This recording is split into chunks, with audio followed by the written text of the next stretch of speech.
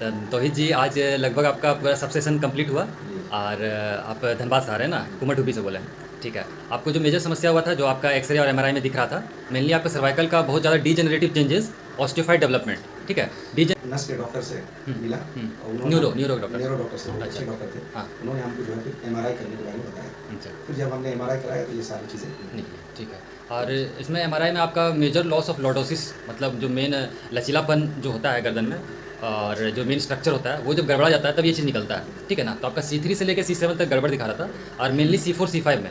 ठीक है। जिसके कारण आप बता भी रहे थे कि आपको जैसे हल्का कभी चक्कर आना, फिर पीठ में पूरा अपरी पीठ में, अपर पार्ट ऑफ पीठ में आपको पूरा जकड़न रहना, हाथ में झंझनाहट वगैरह जाना, जाम वगैरह जाना। तो अब ओवरऑल मिला करके आपको कैसा आराम लग रहा है? हमको लगभग टोटल बदन में जो परेशानी जकड़न पकड़ था 95% रहा।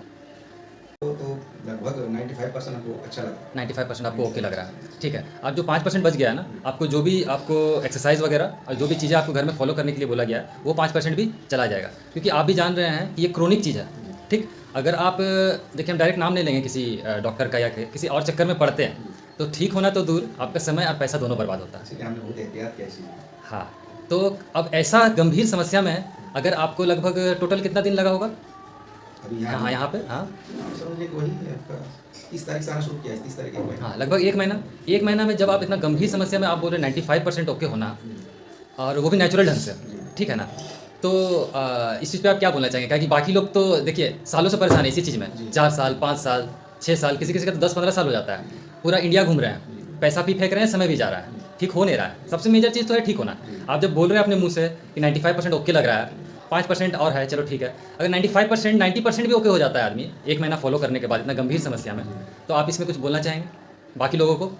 बाकी लोग को हम यही कहेंगे कि ये सब चीज़ में अक्सर डॉक्टर जो ऑपरेशन के बारे में बताते हैं पहली बार, लेकिन हमने जहाँ तक लोगों से पूछा और मालूम किया कि ऑपरेशन करने के बाद भी बीमारी सक्सेस नहीं होती, कि वो जो परेशानी रह जाती है, उससे बेहतर यही है कि आप जैसा कौन सा थेरेपी हम लोग का होता है कायरोप्रैक्टिक न्यूरोथेरेपी, और हम लोग का आयुर्वेदिक थेरेपी चलता है, फिर एडवांस एक्यूप्रेशर। इस तरह का थेरेपी पहले आदमी करा ले एक बार, और कराने के बाद फिर देखे, अगर फिर नहीं होता तो फिर अगला कदम वो उठाए।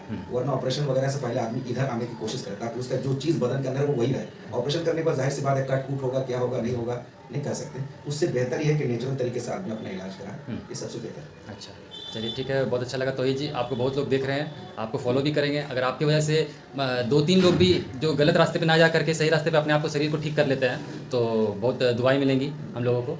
और चलिए इस चीज़ को हम लोग इस प्रक्रिया को है सो जारी रखेंगे।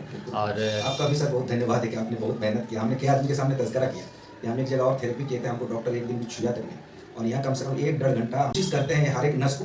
बाकी ठीक करने वाला तो ऊपर वाला है, चाहे कहीं भी आप जाइए डॉक्टर का कोई भी आदमी बोलेगा वो है, लेकिन कोशिश एक आदमी की होती है। आजकल देखिए ना बहुत जगह पर शिकायत होती है, कुछ किया ही नहीं। यहाँ आप मैंने हद दर्जे की कोशिश की है, हर नस को पकड़ने की कोशिश आपने की है, और बहुत हद दर्जा तक मेरे बदन को रिलीफ मिला है। बाकी ऊपर वाला क्या है। हाँ, नहीं, बहुत अच्छा लगा आपसे मिलकर। मेन है कि देखिए विश्वास बना करके आप उतने दूर से ट्रेन से आना जाना, जब भी बुलाते हैं हर 3-4 दिन में आप ट्रेन से सफ़र करते हो उतना दूर, फिर वहाँ से ऑटो पकड़ के यहाँ आना, फिर अभी